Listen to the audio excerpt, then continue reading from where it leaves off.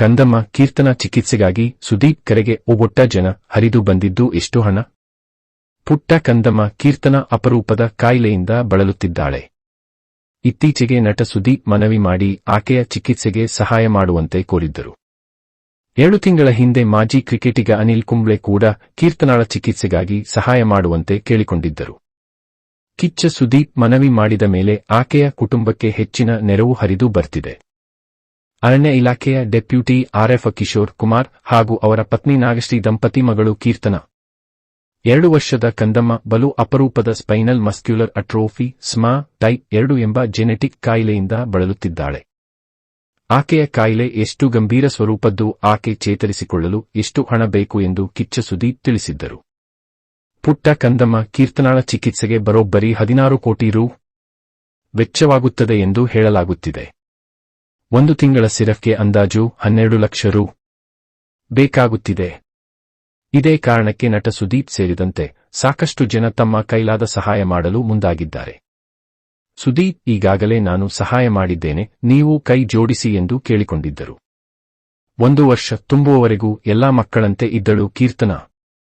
ಆದರೆ ಆ ಬಳಿಕ ಎಲ್ಲಾ ಮಕ್ಕಳಂತೆ ತೆವಳಲು ನಡೆಯಲು ಸಾಧ್ಯವಾಗದೇ ಇದ್ದಾಗ ಮಗಳನ್ನು ಪೋಷಕರು ಆಸ್ಪತ್ರೆಗೆ ಕರೆದುಕೊಂಡು ಹೋಗಿದ್ದರು.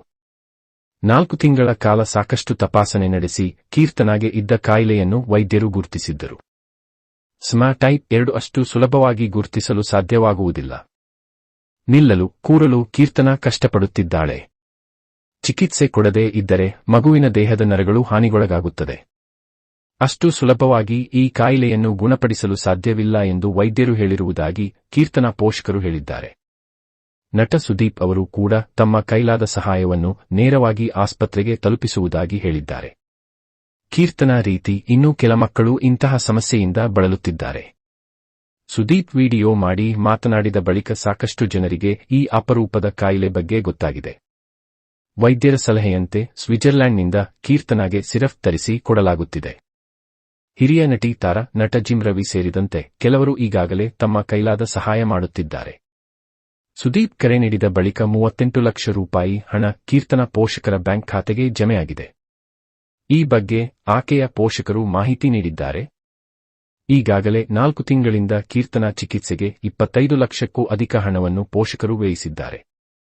ಮುಂದೆ ಮಗುವಿನ ಚಿಕಿತ್ಸೆಗಾಗಿ ನೆರವು ನೀಡುವಂತೆ ಜನತೆಯಲ್ಲಿ ಕೋರಿದ್ದಾರೆ. ಸುದೀಪ್ ಅವರ ಬೆಂಬಲಕ್ಕೆ ಧನ್ಯವಾದ ತಿಳಿಸಿದ್ದಾರೆ. ತಮ್ಮ ಮಗಳನ್ನು ಉಳಿಸಿಕೊಳ್ಳುತ್ತೇವೆ.